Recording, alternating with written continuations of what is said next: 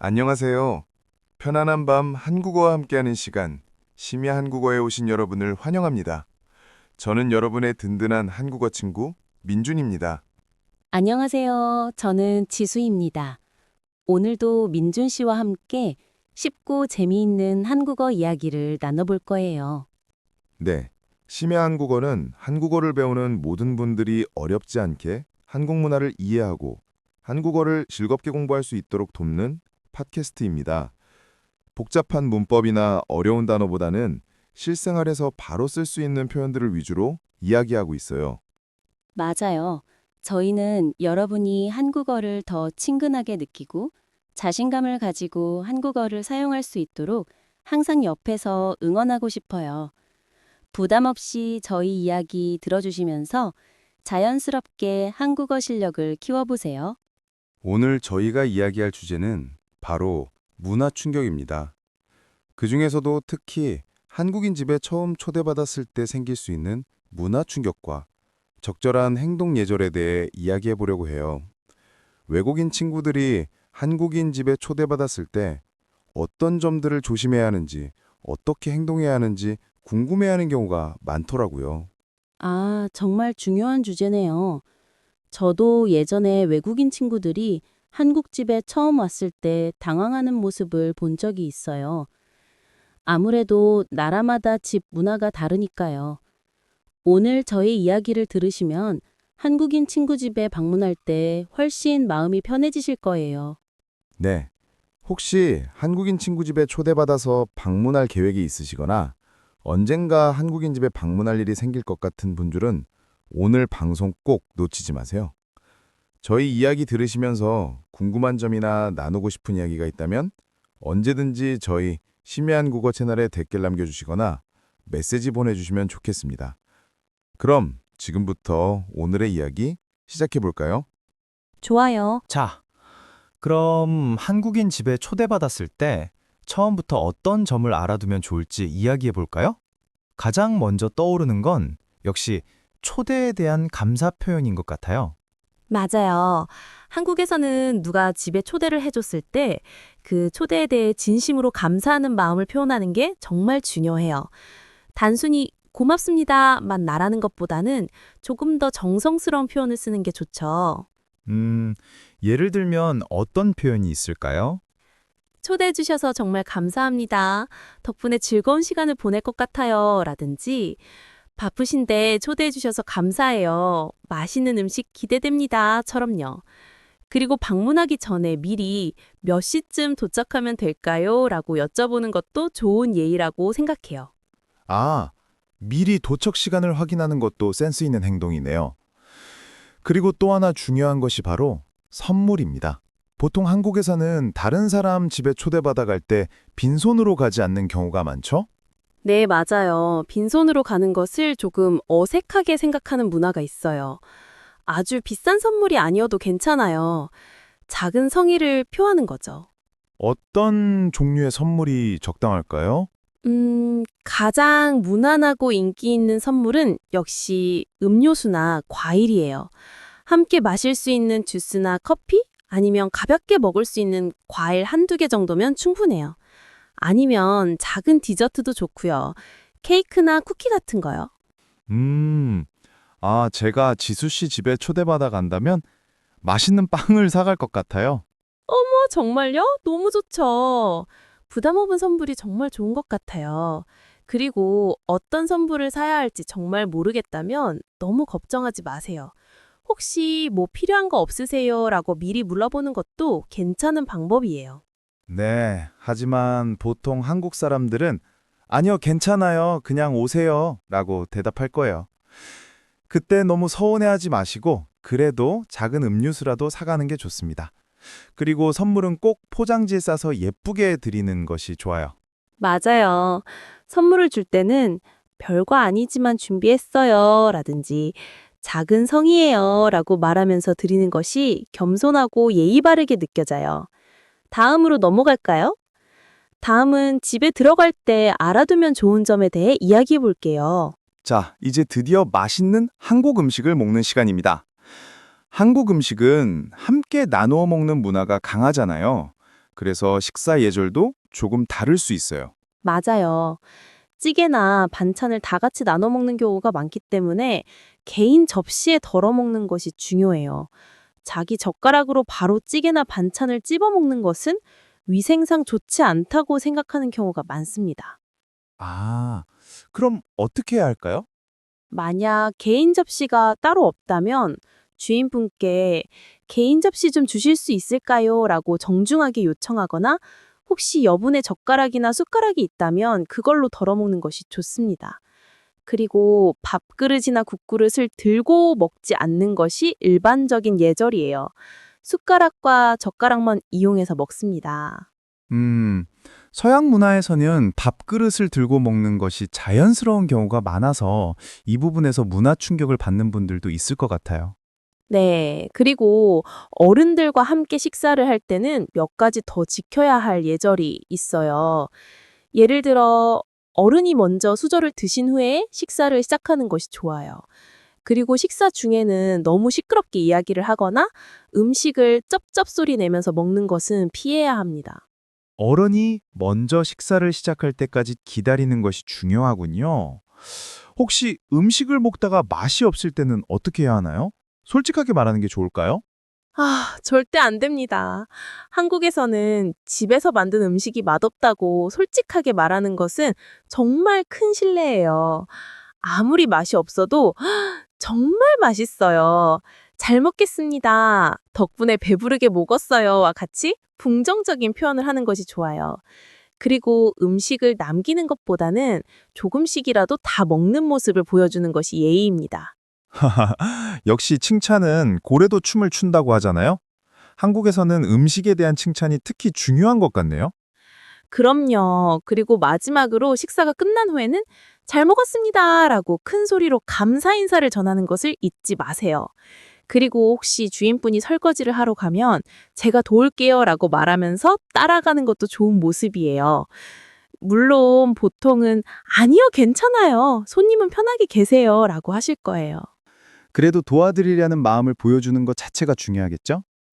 다음으로 넘어가서 대화할 때의 예절에 대해서도 이야기해 볼까요?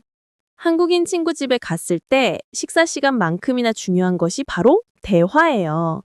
한국 사람들은 대화를 통해서 친해지고 관계를 형성하는 것을 좋아하니까요. 맞아요.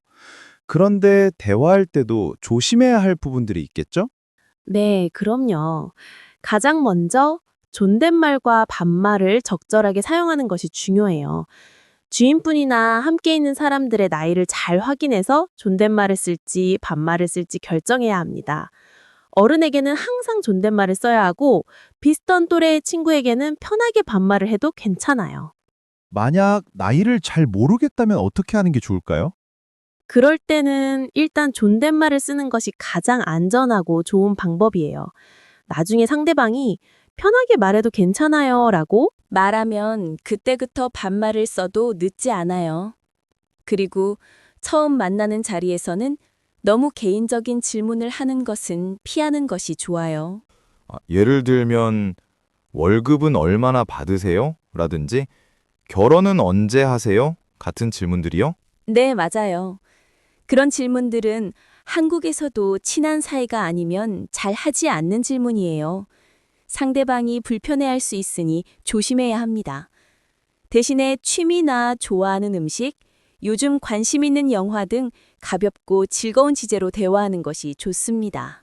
그리고 또 하나, 정치나 종교와 같은 민감한 주제는 피하는 것이 좋겠죠.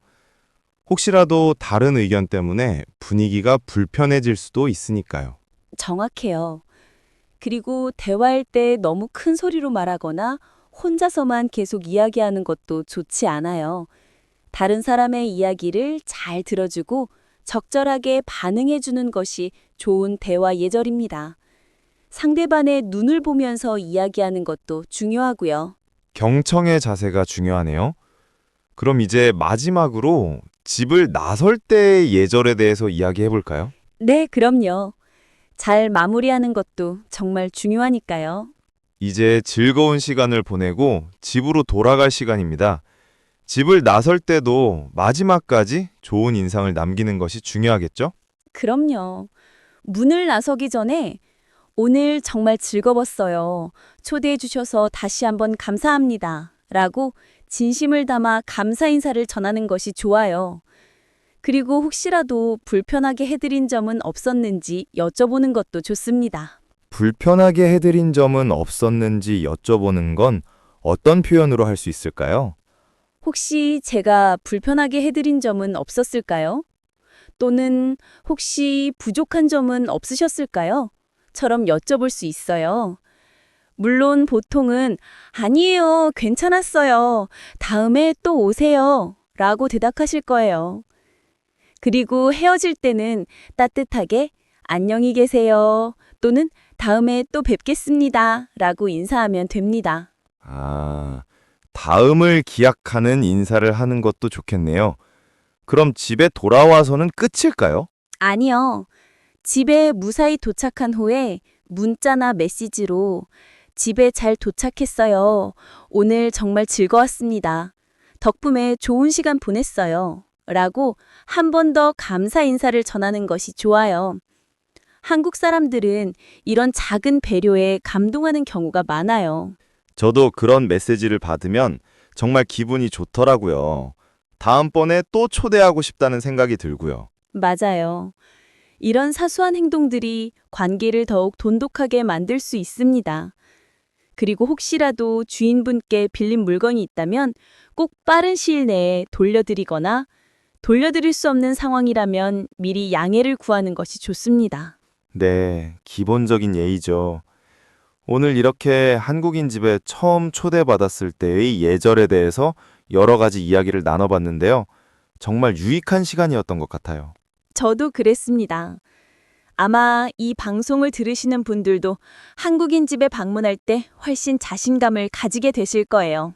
그럼 이제 마무리 인사를 해볼까요? 네. 네, 오늘 심야 한국어에서는 한국인 집에 처음 초대받았을 때의 문화 충격과 적절한 행동 예절이라는 주제로 이야기 나눠봤습니다. 초대에 대한 감사 표현부터 작은 선물 준비, 집에 들어갈 때 신발 벗는 예절부터 식사 시의 행동 요령, 대화 예절, 그리고 마지막 귀가 시 예절까지 자세히 알아봤는데요. 오늘 저희가 나눈 이야기들을 기억해 두시면 한국인 친구 집에 방문하실 때 큰 도움이 될 거예요. 다시 한번 정리해보면 첫째, 초대에 대한 진심 어린 감사와 함께 작은 선물을 준비하세요. 음료수나 과일, 디저트 등이 좋습니다. 둘째, 현관문 앞에서 신발을 벗고 가지런히 정리하는 것을 잊지 마세요. 셋째, 식사 시에는 개인 접시를 사용하고 어른이 먼저 수저를 들 때까지 기다리는 등 기본적인 식사 예절을 지켜주세요. 음식 맛에 대한 칭찬도 중요하고요. 넷째, 대화할 때는 상대방의 나이를 고려해 존댓말을 사용하고 민감한 주제나 개인적인 질문은 피하는 것이 좋습니다. 경청하는 자세도 중요하고요. 마지막으로 헤어질 때와 집에 도착한 후에도 다시 한번 감사 인사를 전하는 센스를 발휘해 보세요. 오늘 저희가 알려드린 내용 중에서 혹시 덜어 먹다, 존댓말, 반말, 경청, 돈독하다 같은 새로운 단어가 있으셨다면 한 번 더 기억해 두시면 좋겠습니다. 덜어먹다는 음식을 큰 그릇에서 작은 개인 그릇으로 옮겨 먹는 것을 말해요. 존댓말은 어른이나 공식적인 자리에서 쓰는 예의 바른 말투, 반말은 친구나 아랫사람에게 쓰는 편한 말투예요. 경청은 다른 사람의 말을 주의 깊게 듣는 것을 의미하고 돈독하다는 관계가 아주 가깝고 끈끈하다는 뜻입니다. 오늘 방송이 여러분의 한국 생활과 한국어 학습에 조금이나마 도움이 되었기를 바랍니다. 한국 문화는 정과 예의를 중요하게 생각하기 때문에 작은 배려만으로도 좋은 관계를 만들 수 있을 거예요. 네, 오늘 심야 한국어는 여기까지입니다. 저희 팟캐스트가 마음에 드셨다면 구독과 좋아요 눌러주시고요. 주변 친구들에게도 많이 알려주세요. 여러분의 댓글과 메시지는 저희에게 큰 힘이 됩니다. 다음 주에도 더욱 재미있고 유익한 한국어 이야기로 다시 찾아오겠습니다. 그때까지 모두 건강하게 잘 지내시고요. 편안한 밤 되세요. 감사합니다. 안녕히 계세요.